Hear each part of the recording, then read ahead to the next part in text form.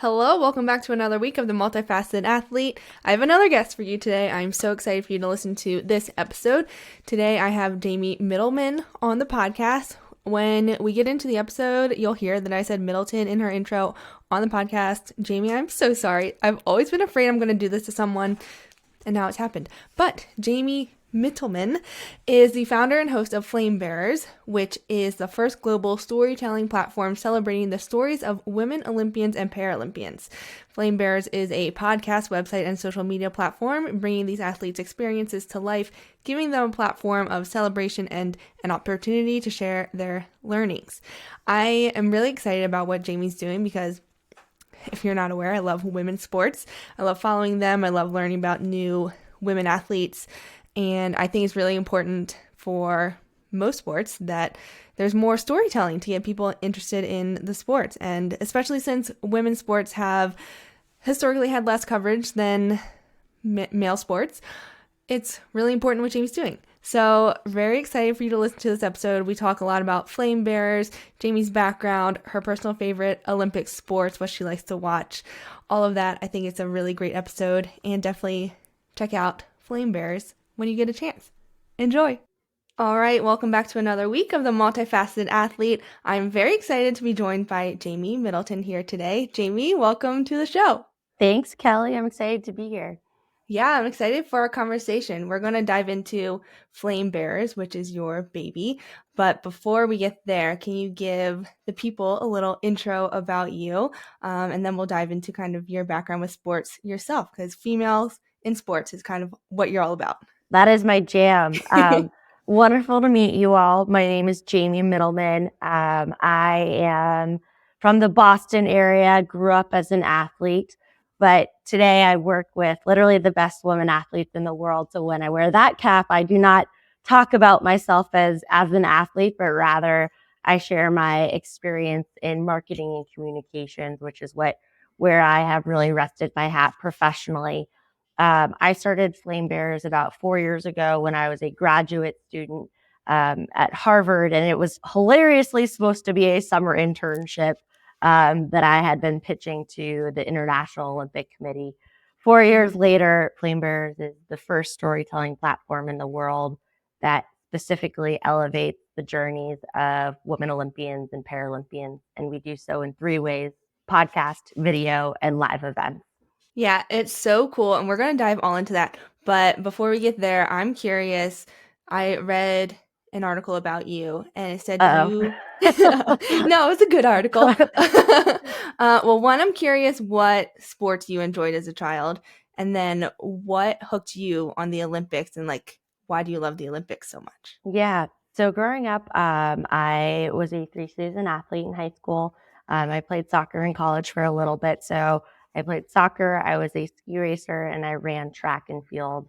That said, I think the general theme for me was that sport was one of my greatest teachers. It's where I had some of my highest highs, some of my cringiest, most embarrassing, most teachable moments too, full spectrum of emotions.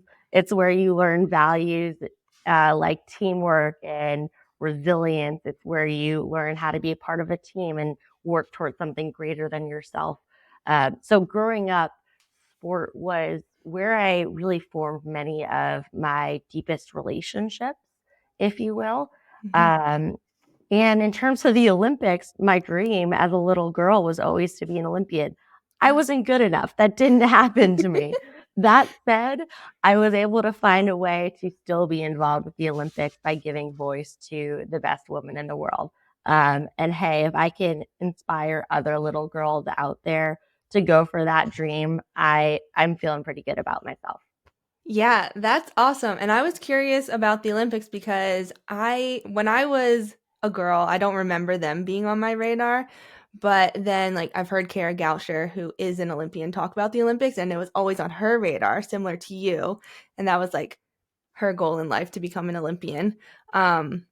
So yeah, I was curious how you came about it. So I'm excited for what you're doing because hopefully more little girls will be aware of this high level you can achieve if you want. Exactly. Yeah. Very much a proponent of the if you can see it, you can be it mindset.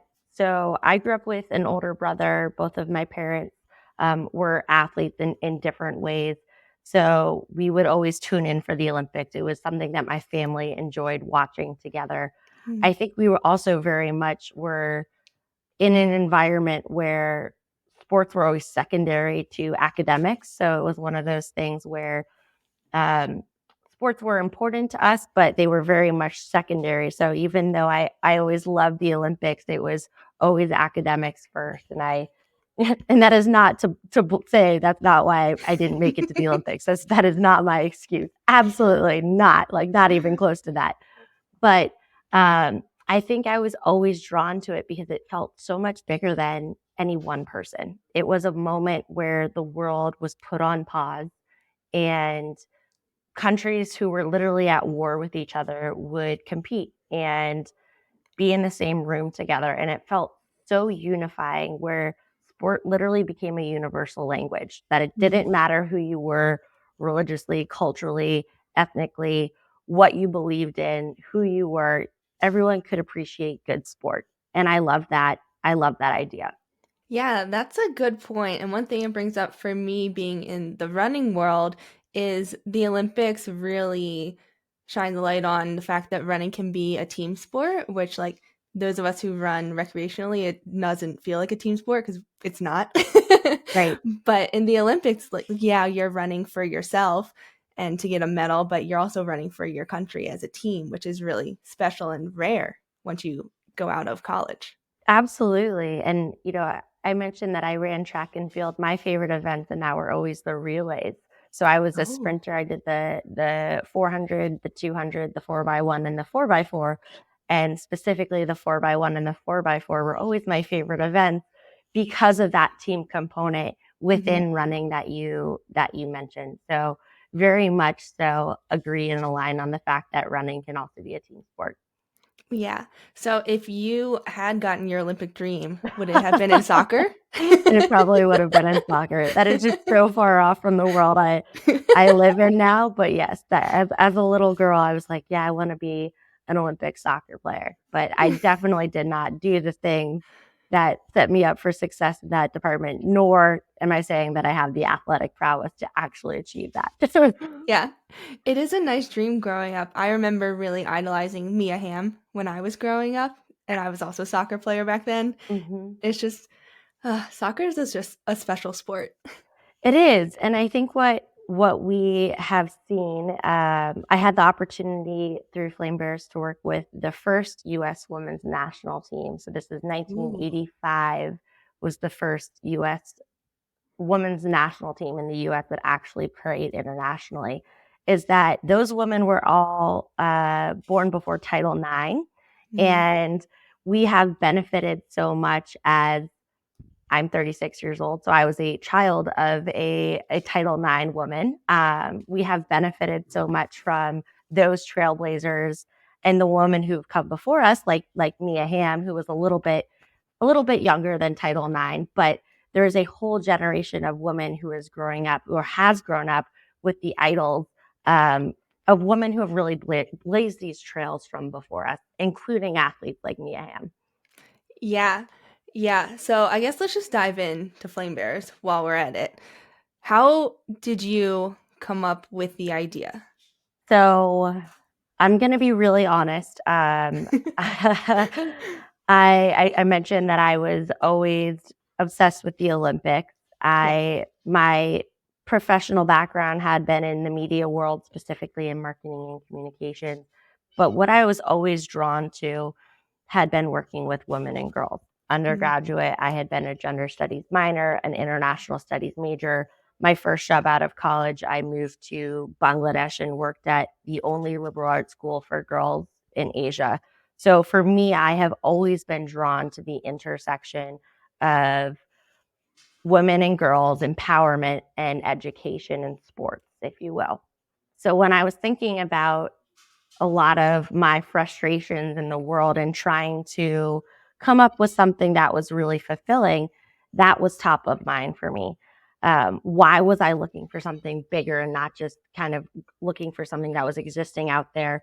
That's a very personal question for me because I had just lost my dad to brain cancer, and I was frankly fed up with the world as it was. I kind of felt like I had played my career safe until that point, and it had been wonderful in many ways. But I think after losing my dad and then frankly almost losing my mom within the same year, I had this moment of, this is not a dress rehearsal. What is it that truly brings me joy, and where do I think I can add value in the world?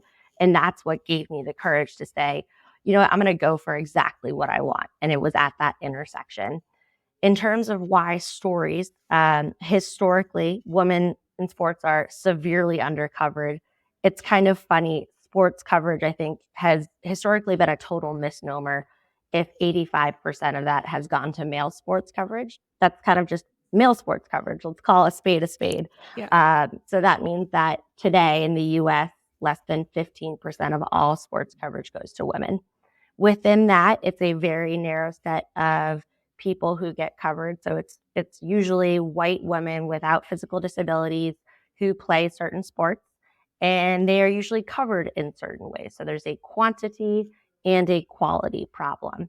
Women in sports are historically sexualized. They are, if they have a physical disability, they are painted with the pity brush, kind of talking about them as sources of inspiration, whether or not they want to be sources of inspiration. They're often portrayed as catty to their teammates. There's a lot of tropes that journalists perpetuate when it comes to women in sports. So we exist because we want women and girls around the world to have role models who look and sound like them at the highest level of sports. And we want to tell their stories in their own words. Yeah, I think that's so awesome. Especially, we were talking before this recording about Caitlin Clark and the Yeah. media coverage around her, and how some people are very surprised about the interest in the women's basketball games right now. But it's just like you're saying, like before there was a lack of media coverage for women's sports, so obviously there would be less interest because people don't know as much about it, and it's just a cycle. Totally. It's a self-perpetuating loop, and people, the Final Four has been sold out for a very long time. But this is the first time when the media is actually blasting this information. This is definitely the first time when viewership of the women's finale has outpaced the men. But to your point, you need to have awareness. Otherwise, people are not going to become fans. In order for fans to show up, to know about the games, there has to be someone who's actually broadcasting it. Yeah, yeah, and I think this parallels what I'm seeing in like trail and ultra running right now, because it's a growing sport. There's a lot of discussion like how do we get more interest in the sport with like covering races? And I heard, I don't remember who it was, but someone was like, we need to tell more stories so people are invested in the athletes and want to watch the athletes, because then they'll tune into the races. Yes, And it's that is exactly what you're doing. And I couldn't agree more, because when I think about what I choose to watch in the sports world, well, one, I only watch women, but it's usually because like I know an athlete who I've been following, and I know about their background or like their story, their performances, and I want to watch them. And then watching them, I find out about more athletes, and then I keep watching because I've been following those athletes. So like, you uncovered my secret plot. My secret goal is that people watch women's sports. And I think the best way to do that is to get people to share stories. That's yeah. because I think when through stories, you can see yourself in athletes. You can say, I can relate to that. There's an empathetic bond through you and whoever you are listening to or seeing. And I think that when people can see a little bit of themselves reflected in an athlete, they want to support them. They want to tune in for their game. So completely aligned with you on that. Yeah.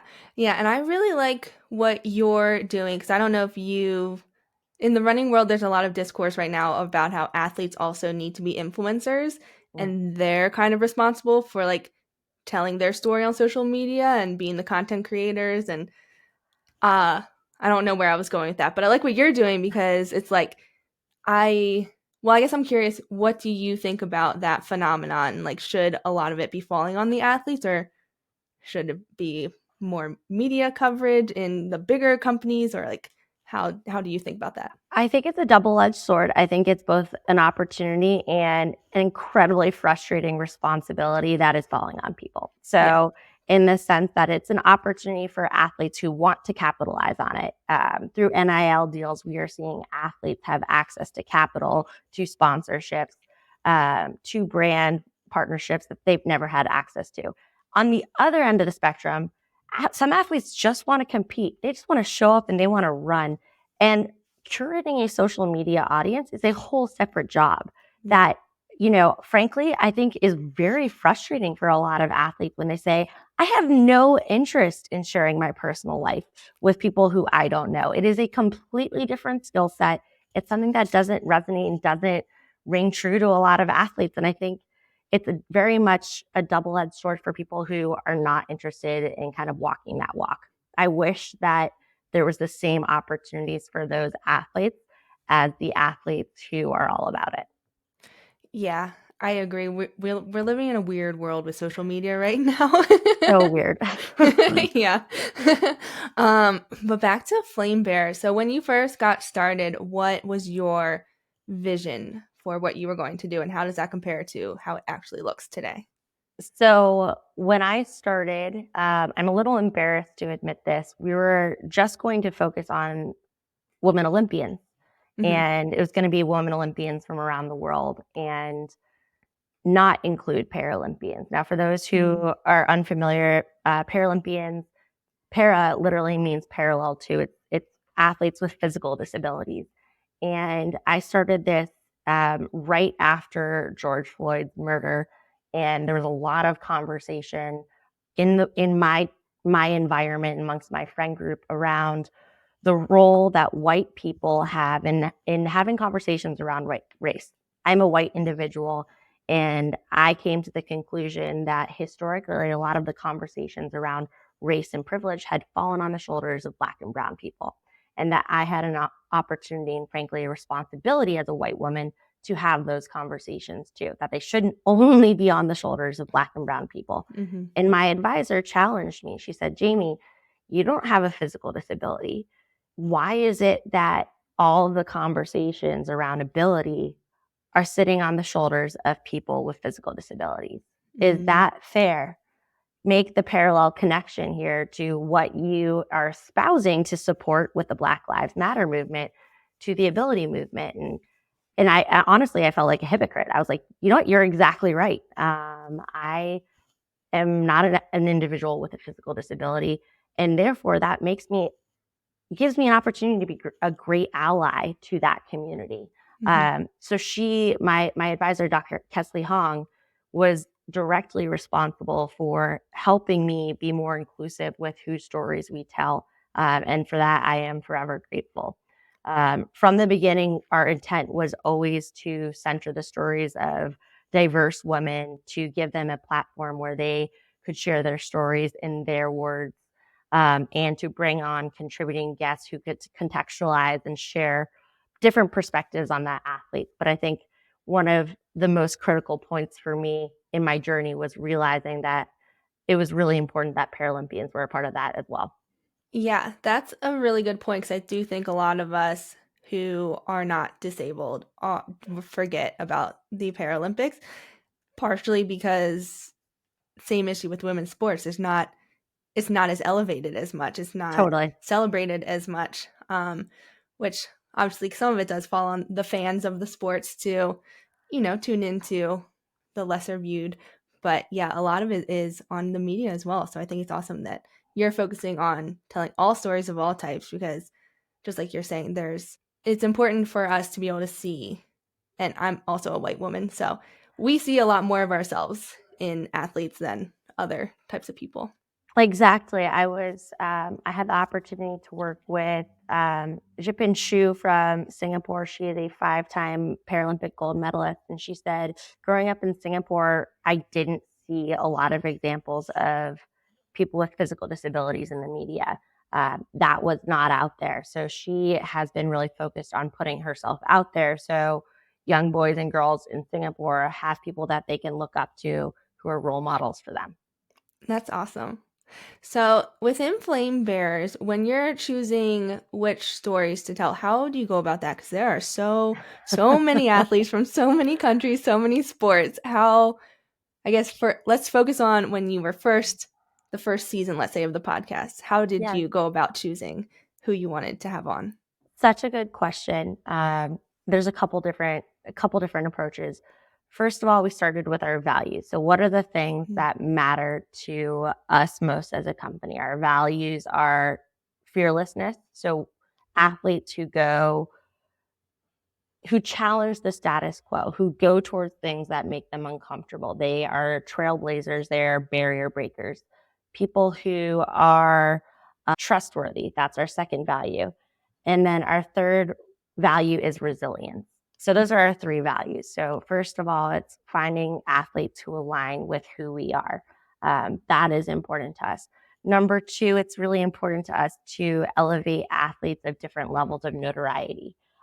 We elevate household names next to unsung heroes that people outside in the town next door to this athlete may not even be aware of them. And that's really important to us because we deeply believe that everyone has a story to tell and that everyone's story is equally valuable. Whether or not they have the notoriety or the fame, we want to give them the same airtime, the same love and support that we do every single athlete.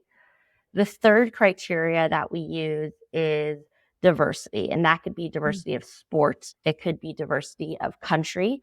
It could be diversity of experience or thought. So, for example, we're not going to feature 5 U.S. soccer players in a row. We're going to intersperse one soccer player next to a para badminton player from Uganda, after a swimmer from Ecuador, after a horseback rider from China.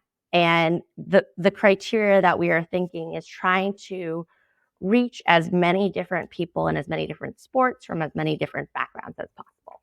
Yeah, I imagine that is a lot to tackle and a lot of decisions to make. It is. It is. It's also like what an incredible privilege and an honor, Yeah. like to be able to work with all of these, frankly, badass women around the world who are shattering ceilings is what gets me up in the morning. And yes, it is overwhelming at times. I would lie if I didn't say that, but Yeah. they they are doing so much not only for themselves but for their whole societies and their cultures. It's an honor to help give voice to what they're doing. Yeah. Okay, this is going to be a hard question, Uh-oh. but so far, what has been your favorite story that you've told? I always feel like I'm being asked to choose between my unborn children when Yeah. I give this one. I'm gonna actually say an interview I'm doing tomorrow. So I haven't done it yet. Ooh. I've already interviewed this athlete. The Mhm. athlete's Caster Semenya from South Africa. For those who don't know Caster, she is a 2-time Olympic gold medalist, 3-time world champion in the 800 meters. So track and field runner. She born a woman, identifies as a woman, has naturally high testosterone levels. Ooh. Um, yep, and had been barred from competing. Castor has an upcoming court case on May 15th. We are interviewing her tomorrow, which is April 12th. 12th. Yeah. 12th? There we go. Got the date right. And I am very excited to be able to give voice to Castor during this crazy stressful period. I think she, at this point, is fighting for future generations. And honestly, it is an honor to be able to go to bat for her at this time. Yeah, I imagine that's such a tricky situation she's in because I mean, none of the athletes who like the current ruling affects have done anything wrong, but just being born that way in the division that you were born in must be so frustrating. I think it's incredibly frustrating, and the experience and what she has shared is in her book. She wrote a memoir, "The Race to Mm. Be Myself." It's dehumanizing the way she's been treated, where literally in order to compete and race, they're making her change her body. And what I admire Mm. about Castor is her ability to stay true to herself and who she is, because when she did try to alter her body, she became depressed and it felt horrible. She literally was asked and forced to take medication to her natural body in order to just run. And she's no longer doing that. And I think the world of her for sticking to her guns. Yeah, I think that's really admirable and also really tough. Will that be on the podcast or video form? So it's going to be both. So all Okay. of our entire upcoming season on women who are competing this summer in Paris launches in May, and everything is across all podcasting platforms and on YouTube for video format. Perfect. Okay, so since is the Olympic year every 4 years like your favorite thing ever then? It is. Very much so. So yes, luckily there's winter and summer, so it's really kind of just every Oh, 2 true. years. Yeah. But yes, I am in my element right now. I am so pumped. Okay, this is a question that just popped into my head. Do you have any climbers on your podcast for this Ooh, coming series? not yet, but that is an area where we've actually sent out a bunch of requests and have not heard back yet. So if anyone Okay. is listening and has recommendations or connections to any of the climbers, we would love to work with you. I don't have connections, but I definitely have climbers that I love to watch. Okay. I do know that the ones who haven't qualified yet are right now preparing for the Olympic qualifying series, which starts next Yes. month. So I imagine they're quite busy. They are quite busy, but hey, let's chat after, and Yeah. I will get their names. I've been profusely stalking in a non-scary or creepy way a number of the climbers because I think it's such an incredible sport. I had the opportunity to watch sport climbing in Tokyo. I was able to get a press pass for that Olympics, kind of the Olympics where there was no fans. It was very bizarre and surreal. Yeah. And the way they just shoot up the wall, it is mind-blowing. They look like little frogs just climbing up a wall. Yeah, the speed climbers are insane. I don't know how much you know about climbing, but the climbing community was very excited that for this Olympics, speed climbing is a separate discipline than Separate. lead and boulder, Yes. because it is like a completely different skill set than climbing a boulder or a lead route. So that's very exciting. I love it. We should have a whole conversation. I've been educating myself about this. I'm not a climber myself, but part of my job is familiarizing myself with all the Yeah. Olympic sports. So I feel like I've slowly but surely am becoming a well-versed encyclopedia on all these sports I previously knew nothing about. Oh my gosh, I can imagine. Yeah, if you have climbing questions, I watch like every World Cup. I have a vast knowledge of climbing Very comps. cool. Okay. Yeah, I used to climb a lot myself, so that's why I got interested in watching the comps. But yeah, I guess what's your favorite sport that you've learned about that you didn't previously know much about? Modern pentathlon. Modern pentathlon is a sport where there's 5 different sports involved in it. It is running, shooting, horseback riding, swimming, and fencing. Whoa. Yeah, right. So it's kind of like a 5-in-1 competition, and I think some of the athletes, all of these athletes are incredibly well-rounded. Their ability to slow their heart rate down enough to shoot after they run, I think is incredible. All these things that, growing up, again, I was a soccer player, I was a skier, and I was a track and field runner. I knew nothing about these other disciplines, and it was really cool to Yeah. see athletes combining different sports into one form of competition. Yeah, I don't think I've ever watched the modern pentathlon, but what's the one sport that is the skiing into the shooting? Biathlon. Yes. That one always impresses me so much because they have to like stop being shaky to shoot, but then Absolutely. ski super fast. Absolutely. It's just so It's impressive. incredible. It is Yeah. absolutely incredible. What's your favorite sport to spectate? Um, that is very challenging. Let's see. I think I like watching the different sports for different reasons. It depends if I am there in person or if I am watching remotely. So if I am in person, I really enjoy watching swimming and diving. I think there's something really cool about being in that environment in person. I really like listening to the commentators if it is a soccer match, for example, Mm. though, or a track and field competition.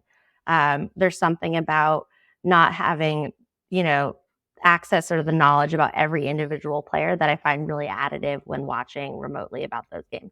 That's a good point about the commentators when you're watching remotely. I saw, I think, a comment on a climbing comp recently. When you're watching remotely, similarly, there are commentators talking about the climbers and the routes or the boulders.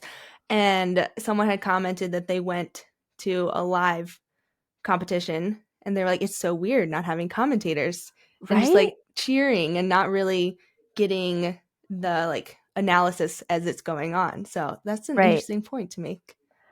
One thing just to throw out on that, I am in conversation with a number of Paralympians and they're retired Paralympians who are specifically trying to get into the commenting space.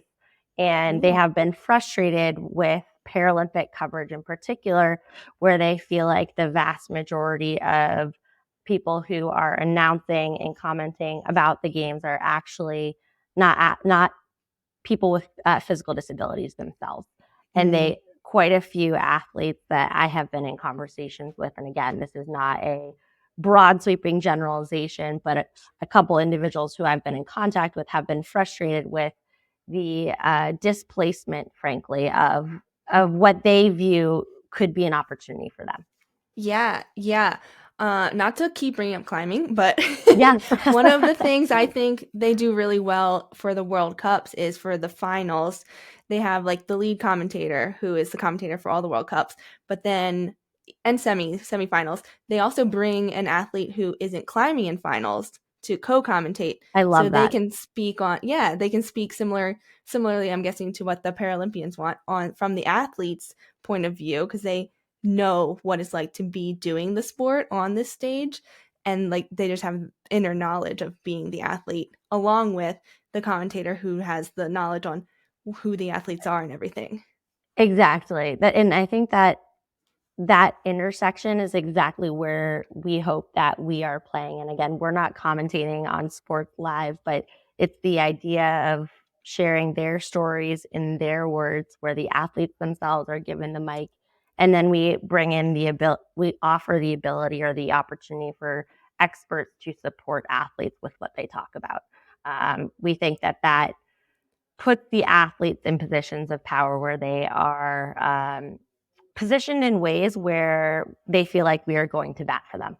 Yeah, yeah, I love that. It reminds me of I wish I remember which athlete it was. I'm guessing it was a runner. Maybe Kara Goucher, and why she wrote her book Mm-hmm. because it was about the whole Nike ordeal because she trained under Alberto Salazar and worked at the or with the Nike Oregon project. And I'm pretty sure it was her. If it's not, I'm sorry. But she was basically saying like she wrote her book so she could tell her story instead of everyone else talking about it without the inner knowledge. So it was like kind of setting the story straight and also like this is what actually happened from my point of view being the participant in the story. Yeah, that's exactly right. So often, these athletes' stories are co opted, they are used or twisted, Mm-hmm. and they misconstrue the facts, let alone portray the main character in a often incorrect light or a light that doesn't resonate with the person actually being portrayed, which is Yeah. crazy. I know. How many interviews do you have coming out in this upcoming season? Oh boy. So right now we have slotted 20, but we may be Whoa. expanding. Yes. So we may be expanding. Every day we keep getting more and more interest. And it's really hard to say no to these athletes because they are, I think, the coolest people in the whole world. So Yeah. we want to give voice to as many as possible. Yeah, I can imagine. That's a big undertaking, but an awesome one.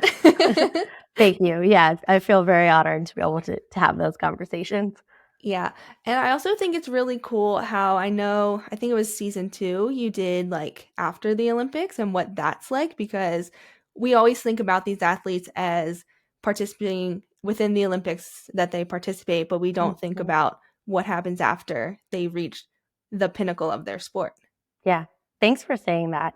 So for those who are new to Flame Bears, what Kelly's talking about is we did a whole season 2, where we specifically followed athletes after the Olympics and the Paralympics. So it's the concept of what happens when the cameras and the fans go home and, the lights go off, essentially.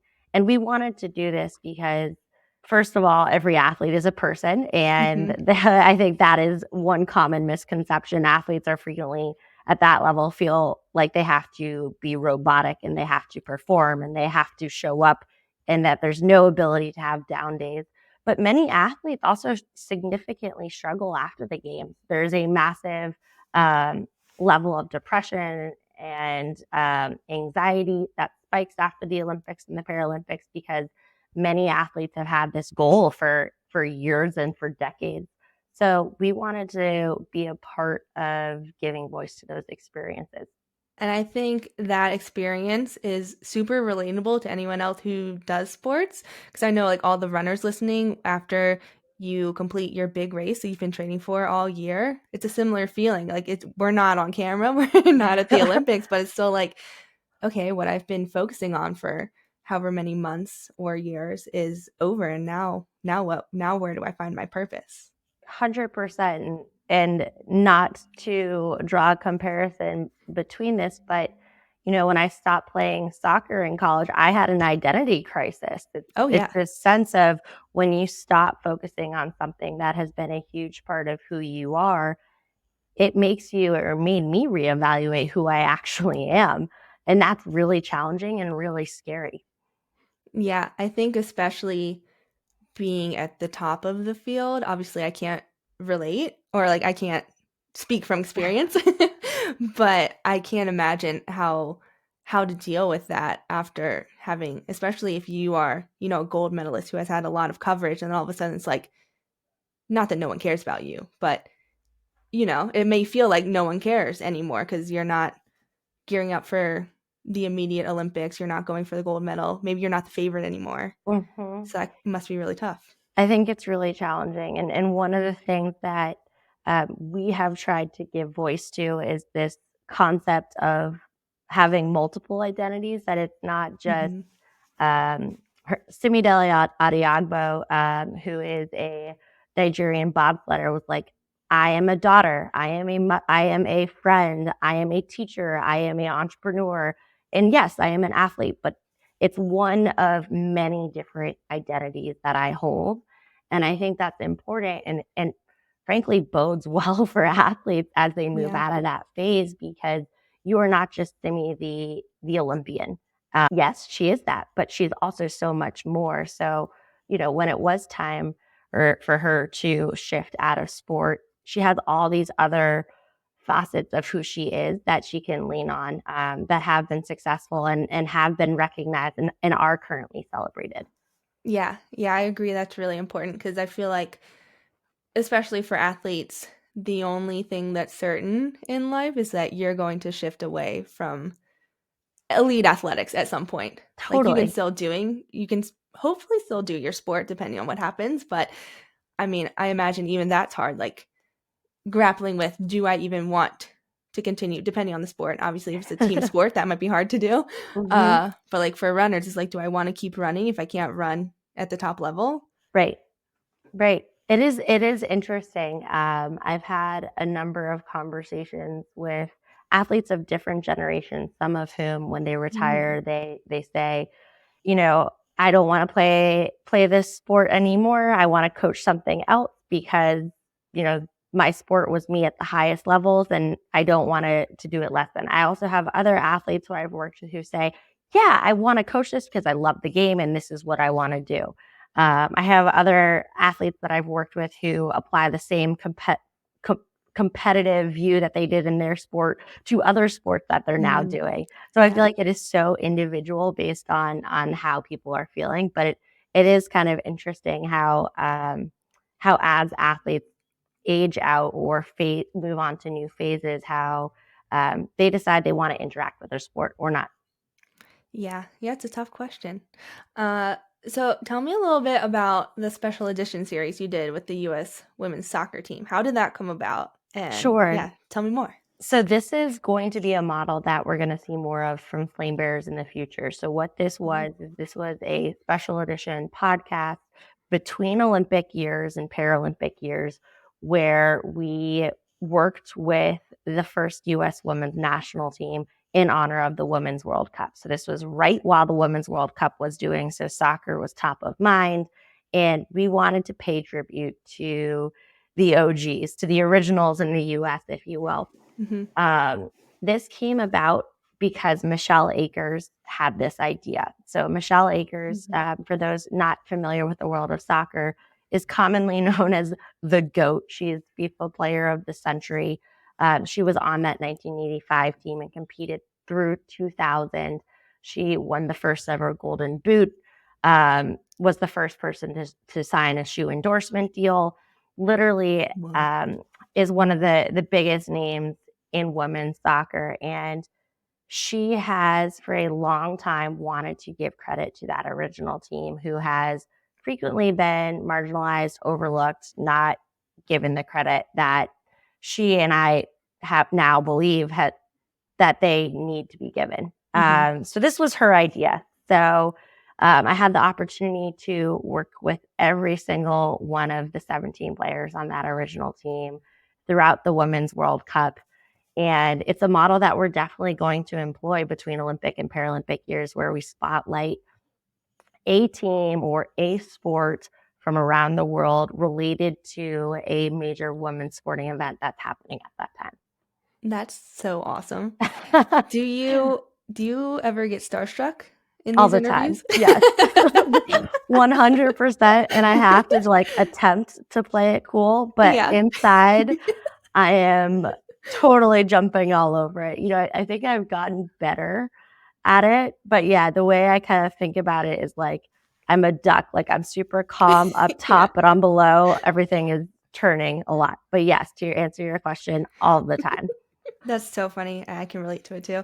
That reminds me of a question I wanted to ask you earlier, but in the article I read, you said you were scared to start a podcast, and I'm curious, why? I historically was never the type of person who liked to put herself out there. So I was more the type of person who, I think a good parallel would be, I was the assister. I was the number one assistant. I would always get the assist in soccer, and I prefer to assist than to score. I prefer to be the one kind of behind the curtain, making things work, and not the one on the stage. And there's zero judgment to that. And I think it scared me to put myself out there because I was nervous about judgment, and I was nervous about how I'd be perceived. And I think when I lost my dad, I was kind of like, you know what? People are going to judge me. I don't even want to be friends with them. That's on them. Yeah. So I think I was scared to really put myself out there, because then if I failed, it would be on me. I think it's easier to protect yourself. For me, it was easier to, not even try, because then I could have done it. But no, if you actually put yourself out there, if it doesn't work out, okay. Yeah, I think that is so relatable. I mean, I had similar feelings when I started a podcast. Similarly, like I wasn't so worried about people judging, but I was like, who would want to listen to me just sitting here talking? Right. Turns out people do. Yeah. What has been one of your proudest moments with Flame Bearers through the years? Oh, my proudest moments are when the athletes, all in two ways. The athletes we work with thank us. So our goal is that we want to produce every athlete's favorite piece on her ever done. And when an athlete sends us a thank you note or calls me or texts me and says, Jamie, you really nailed it, or you really got me, thank you.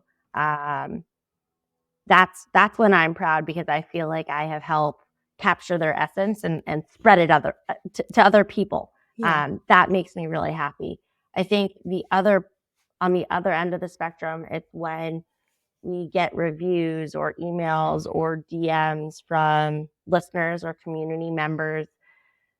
We got one the other day from a mom who said, I listened to your podcast with my 3 boys because I want them to know what strong women look and sound like.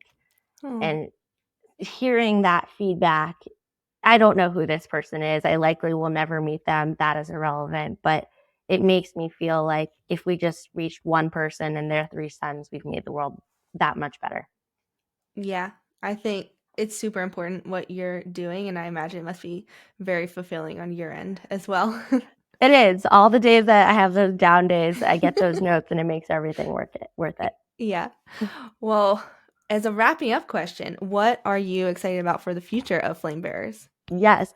So I've mentioned our Paris season. So what that is we have 20 video and podcast episodes coming live in May, all the way throughout the summer through the Paralympics, elevating women who are competing in the Olympics and Paralympics. So you talked about wanting to tune into sports because you actually know who these athletes are. If you are listening and you are a fan and want to support the Olympics and the Paralympics, check out who we're featuring because all these women will be competing in Paris this summer. And then you will know who they actually are. Yeah. One plug on that is we have a rock star athlete co-host who is a 2-time Olympian, 6-time national figure skating champion, Maybe from France. So she's from the host nation. And I'm just really excited for everyone to hear our conversations because she brings a really interesting perspective to the table. I'm so excited for that. And if anyone wants to learn more about Flame Bearers, follow along or listen, where can they find out? Flamebearers.com. So it's flame as in the thing in the Olympic torch and bearers as in the people who bear the torch. If anything that I have said today resonates, we have a partner, a contact button on our website. Fill it out and I'll get back to you. It takes 3 minutes total. If that is too much time for you, I totally get it. Shoot me a note at jamie@flamebearers.com and I'll get back to you right away. You can also follow us on social. We're on Instagram, TikTok, X, Facebook, LinkedIn, wherever you are. Perfect. I'll link all of those. And before we sign off, Pumpkin has arrived, so he has to come up and say hi. Hello, Pumpkin. Come here. He's being so hesitant for once in his life. Oh, hello, but here he is. little one. I know. He's very like, cute. He is. He wants attention now. But Jamie, thank you so much for coming on. I am really excited for everything you're doing and for everyone to hear this and support you and women's sports. Yes.